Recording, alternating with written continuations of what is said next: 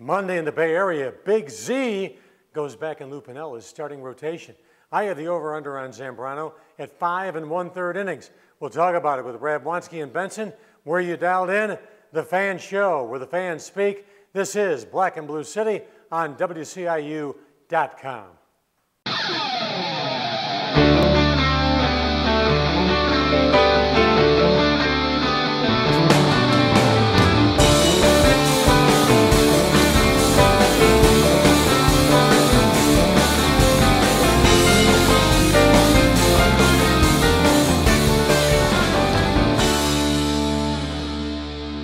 blackandbluecity.com with Copic.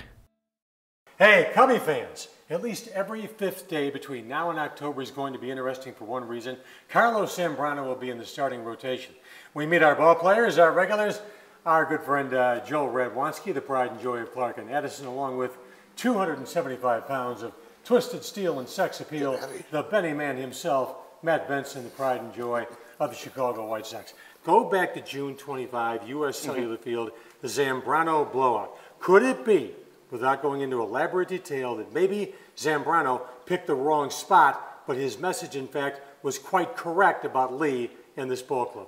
Absolutely. Now, we talked about it. We didn't like the fact that he was bashing him in the dugout in the middle of the game, but if you think about it, this team has been lethargic all season. And some of the decisions that have been made by Lee, by Ryan Theriot, what they've been saying, not taking the trade, and Theriot saying that, you know, oh, he wouldn't take it either. Maybe Zambrano had a point. This team doesn't seem like it's cared all year. I think I said that after it happened. I thought Zambrano was right to do what he did, but it probably was the wrong time to do it. Like that you don't do it after someone hits one 450 feet off you and you go down 5-2. But I do believe maybe he saw something in Derek Lee and some of these guys that maybe they were just hanging it up for the year. Maybe they were dumb for the year and they're going to coast till September. And you saw that with the lack of wanting to be traded. Yeah, I'm just surprised Derek Lee's in a contract year. Normally that's the year that you bust your butt in Major League Baseball, so kind of confusing. And you said every fifth start until October. Hopefully the Cubs can move him before August 31st is what I'm hoping, Chet. Not a chance. He's got a chance to get us over-under by 8. You never know. Somebody in a pennant race at an arm. I'm hoping for an injury to a pitcher somewhere around Major League Baseball. All right, the over-under. I have Zambrano at 5 1/3 Monday against San Francisco. You playing under or over? I'm going over. You know, it's going to be one of those things where he's saying everything right now. He's going to try to throw strikes that day. He won't have 150 pitches after 3 innings. I'm going to say over. He's going to have a quality start. A very good start back. You know, we talked about this a little bit earlier. I'm going to go with over as well. And I'm going to take the over on the wins that we talked about earlier this year. We went about 8 or 9 wins on him. I'm going to say he gets over 8 wins by the end of this season as well. He only has 9 wins since the beginning of. I'm telling you right now. Since the beginning of 2009. I think this guy's better. That's why I wanted the White Sox to get him. I think he's better than everybody thinks he is. He's going to come out. He's going to have a great August, September. And the Cubs are going to be forced with a decision to whether trade him or keep him. That's typical. When we come back, Radwanski, please. Okay. Mind your manners. When we come back, we'll talk about Ozzie Guillen. Why are his Sunday lineups alphabet soup?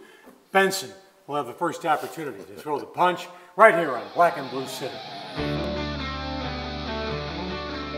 The Petulant Brat, a.k.a. Carlos Zambrano, starts Monday for Piniella and the Cubs out in the Bay Area. Now, Radwanski and Benson, they both say he'll go over 5 1/3 innings. I'm saying bet the under. Z will go nowhere. But hey, it's a fan show. We want your opinion. Log on to Facebook right now. Give us your opinion at Black and Blue City. Hey, we want to know what you're thinking about. Still maintain the White Sox threw Ozzie under the bus when it comes to Latinos and Asian American ball players. That being said, all right, Benson, tell the world, tell the White Sox Nation why you're furious about Guillen and his Sunday lineups. You know what? The Sunday lineups have bothered me for the last 5 years, watching him do this, but you've got to get guys in there. But it's an unorthodox managing style. My curiosity, great word, comes from why do you keep going by the book with your closer every time you got to bring out Bobby Jenks, but you have no problem going in with these different lineups on Sundays and things. It almost looks like a cash-in game for you, but you got to go by the book with your closer. You've got 4 stellar relievers. We're just coming off a game today where Detroit came back in the 9th, they got Bobby Jenks on a 3-run home run after he pitched last night and Monday night. He's got to be able to be a bit more spur of the moment. He should pick and choose his closer. That's something that we've been begging him to do all year long, is that he should figure out what the best matchup is, especially if he pitched the day before. But on Sunday, it seems like he does just throw away games a lot, and it's been for the last couple years. I know you got to rest your players. It is a long haul, but could you pick and choose and give somebody off a different day every single day of the week instead of just say, hey, let's try to win a game on Sunday? Yeah, but right now, while Benson is bum-rapping Jenks for giving up the 3-run dinger on Thursday against the Tigers, if you don't go with Jenks, in my opinion, this late in the year, given the fact that Bobby's had some ups and downs, you're telling your ball club, I got no confidence in my stud. Well, you know what? Not if he's pitched the day before. If you're giving a guy a day rest, because if you think about it, this afternoon he got absolutely blown up. He should have went with Sergio Santos, who threw 2 innings this afternoon. So, you know what? The players understand if a closer needs a rest. So I don't think it's 100% saying. I think the closer understands that. I mean, you've got 4 guys in this team, legitimate closers. 2 with Jenks and Putz, who have saved over 30 games in a season. So it's not that big of a deal or a stretch to go to these guys in August. The dog days of this, a trip, you know, you're going to Baltimore, Detroit. These are places where generally you should win games. But the heat and the long August will wear on these guys. Get them out there and play.